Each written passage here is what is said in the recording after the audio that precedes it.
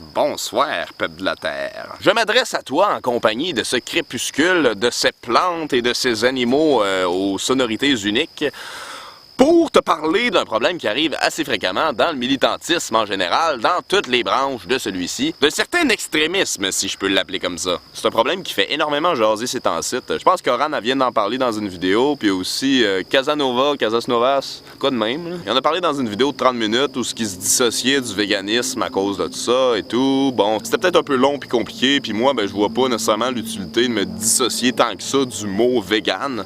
Mais bon, je vais essayer de clarifier tout ça pour qu'on sache de quoi c'est qu'on parle. C'est un problème qui surgit dans énormément de branches. Dans pas mal toutes les branches du militantisme, où est-ce que les experts ou les habitués, les informés, les initiés, si on veut, à cette branche-là, sont plus militants que toi, sont de meilleurs militants, militantes que toi.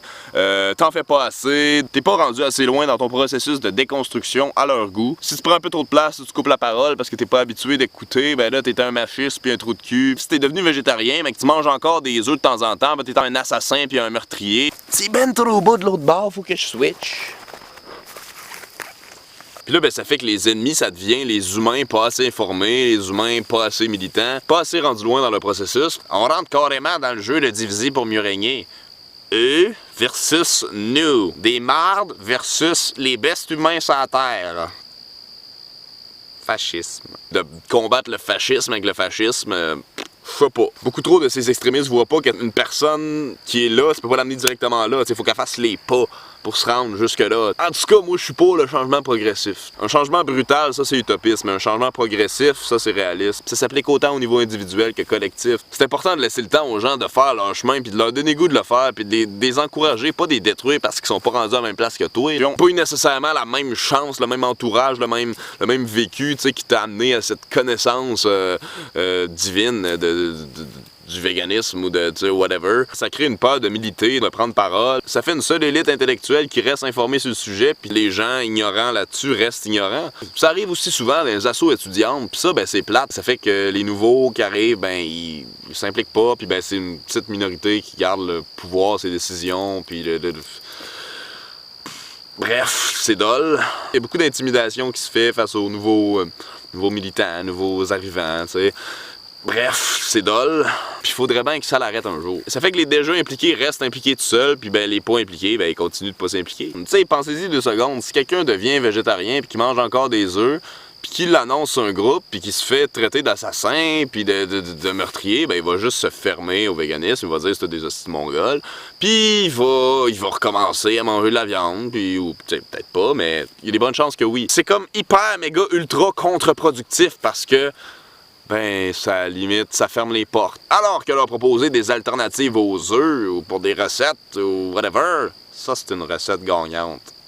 Badumtch. Tu peux le féliciter pour son progrès, tu sais, genre bravo, t'as diminué, tu manges plus de viande. Juste de diminuer la viande, d'en manger moins souvent, c'est tellement un gros impact, c'est tellement déjà quelque chose. Parce qu'une grosse partie du problème, c'est que le monde, il en mange 2-3 fois par jour de la viande. Avant, il en mangeait 2-3 fois par année quand ils tuaient eux-mêmes les animaux, tu sais. Puis moi, j'encourage ça, la diminution, c'est déjà un hostie de gros pas, puis que des gens essayent d'être végés, puis là, ok, puis ils mangent juste du fromage. C'est cool, c'est déjà ça de moins, je veux dire, let's go, je vous encourage, puis souvent, quand t'arrêtes de quoi one shot, c'est le meilleur truc pour retomber accro après ça, puis retomber là-dedans, puis tu sais, vraiment intense. Puis tu sais, maintenant, je vais lui faire essayer ma poutine vegan avec du fromage de cajou, puis maintenant, peut-être qu'il va être capable de faire le switch, tu sais, mais qu'il y ait d'autres alternatives. Peut-être que ça va lui tenter de plus manger de fromage, mais tu sais, pas des enculés parce qu'ils en mangent. T'sais, faut pas capoter non plus, là. Tu sais, quand le monde, ils disent « on s'en va manger ça. Ah non, c'est vrai, toi, tu peux pas en manger, t'es végé. Excuse-moi, c'est pas que je peux pas, c'est que je veux pas. » Tu sais, y a pas de police de véganisme qui me dit « Hey, toi, tu peux pas manger ça. » Pas que je peux pas, c'est que je veux pas. Y a pas de règle, là, je veux dire, pas parce que tu deviens vegan. Justement, pour revenir au fait de se dissocier ou pas, tu sais, du mot vegan, moi, je vois pas l'intérêt de le faire parce que j'ai appris que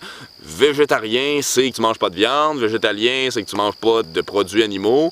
Puis vegan, c'est une mode de consommation, c'est que t'achètes pas de produits d'origine animale, quel qu'il soit, tu sais. Mais c'est pas parce que je n'achète pas que je suis obligé de tout le temps dire non à du fromage ou n'importe quoi. Puis c'est ça, je me définis plus freegan. Tu sais, quand c'est gratos, quand que c'est il y a du fromage là, ben si j'en prends un peu, ben là ils en feront pas plus, ben ok, mais là si tu sais j'en prends pas trop parce que là si j'en prends trop, ben là ça va faire qu'ils vont en racheter plus vite, puis là ben ça va créer de la demande puis tout. Ou quand c'est sur le bord d'être jeté, d'être gaspillé, tu sais, mettons de la viande, je la consommerai pas pour moi, mais je vais la donner à quelqu'un parce que je me dis que c'est aussi bien que le corps de l'animal soit honoré pour quelque chose, tu sais, pour qui finissent dans un ventre plutôt que dans une poubelle, qui s'aillent mort pour quelque chose au moins, puis fait que c'est ça, fait que je vais le donner à des gens qui, eux, vont en acheter sinon, fait que comme ça, le fait que je lui donne, ça fait qu'il va en acheter moins vite, puis ben moins de demande. Faut pas capoter non plus, là. Sérieux, arrêtez de faire culpabiliser du monde parce que, tu sais, il s'était dit vegan, puis là, ben il mange de quoi, il succombe à la tentation, ben Chris,